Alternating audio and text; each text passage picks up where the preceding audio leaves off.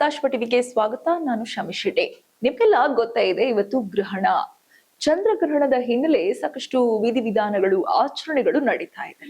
ಆದ್ರೆ ನಾನಿವತ್ತು ಹೇಳೋ ಸ್ಟೋರಿ ಪ್ರಕಾರ ಬಹುಶಃ ಗ್ರಹಣ ದಿನವೇ ದರ್ಶನ್ ಅವರ ಗ್ರಹಗತಿ ಸರಿಯಾಗುತ್ತಾ ಅನ್ನೋ ಪ್ರಶ್ನೆ ಮೂಡುತ್ತೆ. ಏನಪ್ಪಾ ಇದು, ಗ್ರಹಣಕ್ಕೂ ದರ್ಶನ್ ಅವ್ರಿಗೂ ಏನ್ ಸಂಬಂಧ ಅಂತೀರಾ? ಎಸ್, ಸಂಬಂಧ ಇದೆ. ರೇಣುಕಾಸ್ವಾಮಿ ಕೊಲೆ ಪ್ರಕರಣ ಸಂಬಂಧ ಪೊಲೀಸರು ಮತ್ತೊಂದು ಮಿಸ್ಟೇಕ್ ಮಾಡಿದ್ದಾರೆ. ಈ ಪ್ರಕರಣದ ಟ್ರಯಲ್ ನಲ್ಲಿ ಇಂದು ಮತ್ತೊಂದು ರೋಚಕ ಟ್ವಿಸ್ಟ್ ಬಯಲಾಗಿದೆ. ಯಾಕೆ ಇಷ್ಟೆಲ್ಲ ಈ ಕೇಸ್ ಅಲ್ಲಿ ಇಷ್ಟೊಂದು ಲೋಪದೋಷಗಳು ಇವೆ?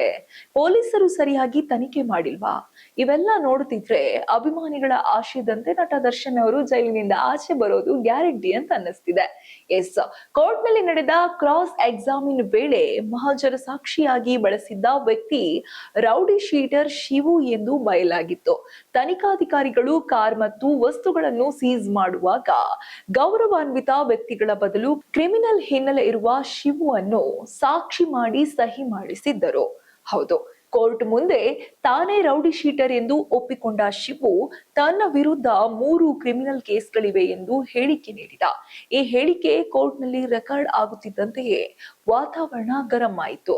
ಅಡ್ವೊಕೇಟ್ ಸುಧನ್ವ ವಾದ ಮಂಡನೆ ವೇಳೆ ಕಾನೂನಿನ ಪ್ರಕಾರ ಗೌರವಾನ್ವಿತ ವ್ಯಕ್ತಿಗಳನ್ನೇ ಸಾಕ್ಷಿ ಮಾಡಬೇಕು, ಆದ್ರೆ ಕಾಮಾಕ್ಷಿಪಾಳ್ಯ ಪೊಲೀಸರು ಮಾತ್ರ ರೌಡಿ ಶೀಟರ್ನನ್ನ ಸಾಕ್ಷಿ ಮಾಡಿದ್ದಾರೆ ಎಂದು ಬಯಲಾಯಿತು. ಜಡ್ಜ್ ಗರಂ ಆಗಿ ಇದು ತನಿಖಾಧಿಕಾರಿಗಳ ಗಂಭೀರ ನಿರ್ಲಕ್ಷ್ಯ, ಕ್ರಿಮಿನಲ್ ಹಿನ್ನೆಲೆ ಇರುವವರನ್ನ ಸಾಕ್ಷಿ ಮಾಡುವುದು ಕಾನೂನಿಗೆ ವಿರುದ್ಧ ಎಂದು ತೀವ್ರವಾಗಿ ಎಚ್ಚರಿಸಿದ್ದಾರೆ. ಈಗ ತನಿಖಾಧಿಕಾರಿಗಳು ಮತ್ತೊಂದು ಸಂಕಷ್ಟಕ್ಕೆ ಸಿಲುಕಿದ್ದಾರೆ. ಕಳೆದ ಬಾರಿ ಮಹಜರ್ ಬೇರೆಡೆ ಮಾಡಿ ಕಾಮಾಕ್ಷಿಪಾಳ್ಯ ಸ್ಟೇಷನ್ ಎಂದು ತೋರಿಸಿದ್ದ ಆರೋಪ ಬಂದಿತ್ತು.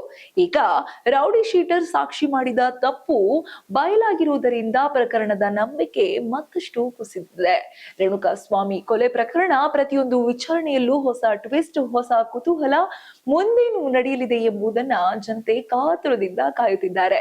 ಬಹುಶಃ ಇವತ್ತಿನ ಗ್ರಹಣ ದರ್ಶನ್ ಅವರ ಬದುಕಿನ ಗ್ರಹಗತಿಯನ್ನ ಬದಲಾಯಿಸಿ ಅವರಿಗೆ ಪಾಸಿಟಿವ್ ಆಗ್ಬೋದಾ ಅಂತ ಕಾದ್ ನೋಡ್ಬೇಕಾಗಿದೆ. ಇದಾಗಿತ್ತು ಈ ಹೊತ್ತಿನ ವಿಶೇಷ. ಇನ್ನಷ್ಟು ಅಪ್ಡೇಟ್ಸ್ಗಾಗಿ ನೋಡ್ತಾ ಇರಿ ಸಪ್ತಾಶ್ವ ಟಿವಿ.